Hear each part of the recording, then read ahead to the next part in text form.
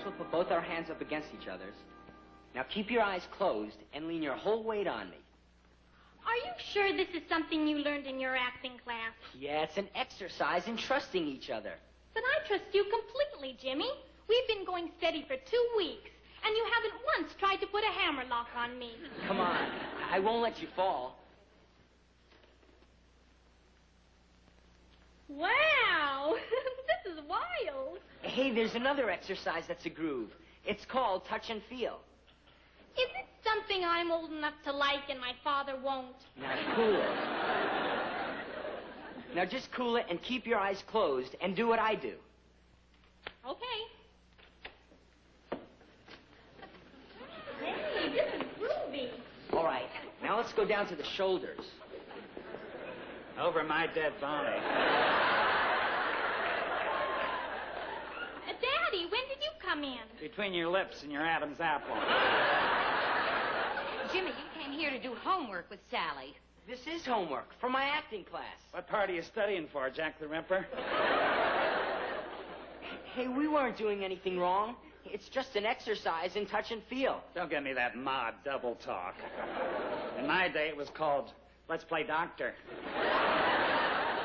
You don't understand at all. Jimmy is just teaching me to trust. After I've spent years teaching you not to? You've got the wrong idea. Jimmy, show Daddy the trusting bit. Love to. Now, you see, the idea is, it's very hard to get one human being to trust another. I can understand that the other human being is you. Now, there's where you're wrong. Here, put your hands up against mine. Oh, I just love patty cake. Now, I know that you don't approve of me, but I still trust you. Hey! You see, it never occurred to you to let me fall. I wouldn't make book on that. Wait a minute. All right, now you lean on me just like I leaned on you. I think we've done this. Oh, go on, Paul. It's the least you can do after all the insinuations we've made. Oh, all right. Put your full weight on him, Daddy. He won't drop you. Hello? Oh, yes, Fletcher, he's here. It's your father, Jimmy. He wants to talk to you. I'm sorry, Mr. Sims. I got a good mind. On second thought, if I had a good mind, I wouldn't fall for a teenager.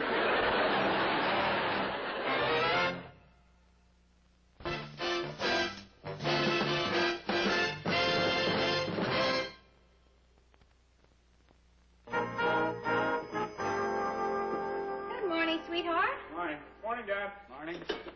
Good morning, Daddy. It's morning, and that's as far as I'll go. Spent the whole night dreaming about Jimmy. Why are you so uptight about him? Because he's always hanging around ogling Sally. And I don't like the looks of his ogle. Now, Paul, I think you're being too hard on Jimmy. After all, we've known his father for years. He's a respectable man, a professional man, a dentist. A dentist is just a guy who couldn't play golf well enough to make it as a doctor. And Jimmy's like his father. He's always trying to pull something. Daddy, you're too much. Sally's only 14. When we were 14, we got spanked for playing spin the bottle. That's the trouble with people your age. You're sexually inhibited. That's right, Barbara. I keep forgetting the stork brought you.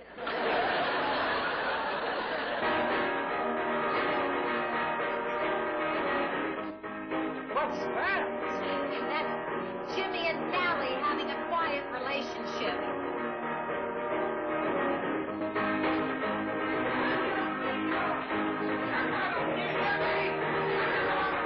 You're not Jingo! You don't have to shout. This discotheque is closed. Don't you have a home near here? Sure, but my dad kicked me out. He likes it quiet around the house on Saturday mornings. You ought to book your act into his office. Then he couldn't hear the screams of his victims. I tell you, this whole generation's got to be deaf. I just have the usual amplifier, Mr. Sims. A 6-inch tweeter and a 12-inch woofer. Oh, you have a woofer and a tweeter? Where's your putty cat? And now, don't get uptight, Daddy. Jimmy just dropped by to take me to a rock festival. What rock festival? My group's playing there. Kook and the Three Cumbers. And I have to ask which one you are. Whatever happened happened to the bubble guy, Lawrence Well? Where is this rock festival? At Laguna. Laguna? Why, that's 140 miles away. I was going to tell you when I came back. I just didn't want to worry you. Oh, we're not worried. You know why? Why? Because you're not going. I know about those rock festivals. It's 50,000 kids trying to go on a trip without leaving the grass.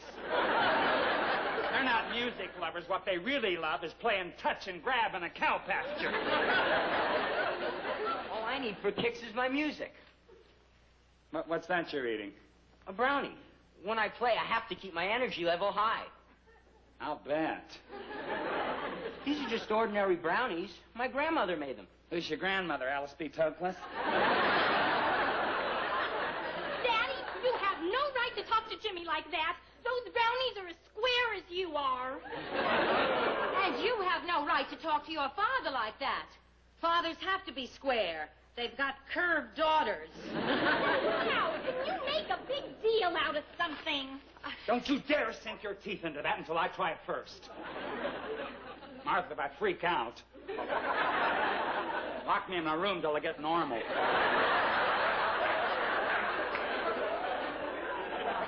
How will I know?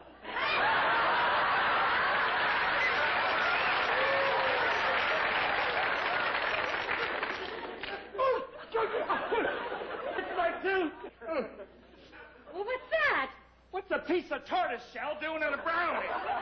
Wow, I must have dropped one of my guitar picks in the dough. I could have swallowed that. I'm sure glad you didn't. It cost me 75 cents.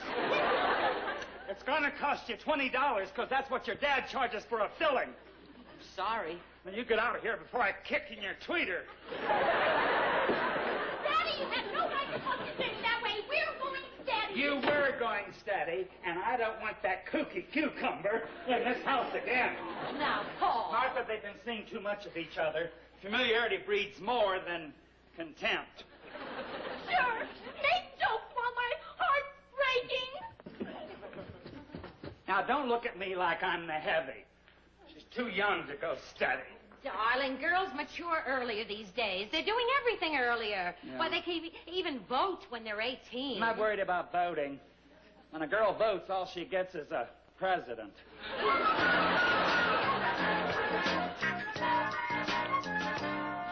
you are, dear. Oh, hi, Daddy. Hi, Barb. Hi, Dad. Holly? Hi, sweetheart. Oh, Fletcher Lyons phoned. He's going to drop in to talk to you about Jimmy. How thrilling. Here, have a martini. Hold the olive. I'll need every drop I can get. Where's Sally? Still sulking in her cell? She did the same thing she's been doing for the last 3 days. Came home from school and went to her room. Can't believe she won't talk to me. Kids, you love them, you protect them, put braces on their teeth, and the moment you give them a little advice, they turn on you like a mad dog. You mean a woofer, don't you? Your sense of humor's like your head. Flat.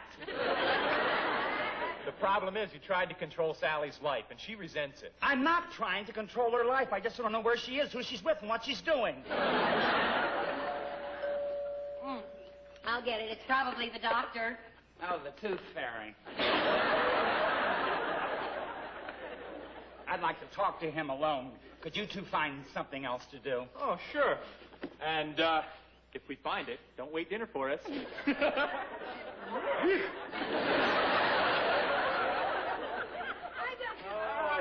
Hello, Fletch. Oh, Paul. Care for a martini, Fletcher? No thanks, Martha. Martinis make me say things I regret. The first thing I regret is that I said I don't want a martini. I'll have one after Paul and I have talked.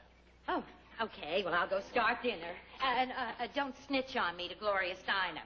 That's so important that you want to talk to me sober. It's about Jimmy. I'd like to talk about him, too. My tooth's been sensitive ever since he cost me my filling. Gamesmanship, eh, Paul?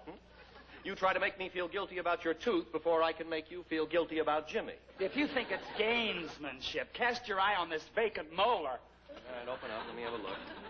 Ah, I notice your gums are receding. Just like your hair. You always have something humorous to say when you got your fingers in my mouth. Someday I'm going to bite you right out of business. That filling's nothing. You come in tomorrow morning. I'll take care of it. You know, Paul, I envy you. I really do. It's not easy raising a boy without a mother. More gamesmanship, Fletch? Well, it won't work. Jimmy is barred from Sally and my refrigerator. Paul, have mercy on the boy. Ever since you broke those two up, he hasn't been himself. Congratulations. No, it's no joke, Paul. He wouldn't even go to the rock festival with his group. Good. I saved his grandmother a batch of brownies. You know what it meant to me to get him out of the house for a couple of days. My new red-headed nurse was coming over to cook for me, and I was going to check out her bicuspid. That's something new. A dentist with a bedside manner. I think I'll have that martini now. Fine. You know what it's like when you're trying to be romantic and your lovesick kid is in the next room rocking the place with his guitar and wailing, "The gal I dig done dug another digger." Whack, whack, whack. Aside from his music, my son's a decent boy. I'll tell you how decent he is. I caught him doing his acting lessons on my daughter's chest. What chest? What do you expect from a 14-year-old? Rocco Welch? Stop pretending she's a sex symbol. If that's what Jimmy wanted, he'd find somebody who wasn't built like an ironing board. Take that back.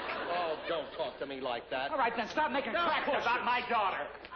Paul? Get your hands off me. Don't shove me around, you lunkhead lawyer. And you apologize, you dirty dentist. Now Who you stop calling it, a the both dirty? of You you. got your Now, fingers in my Paul, house for the stop. last time. Martha, you ruined my coat.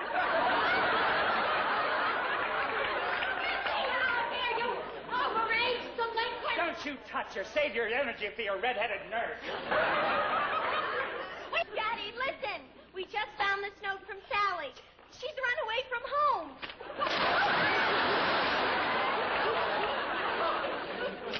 Read that, Martha.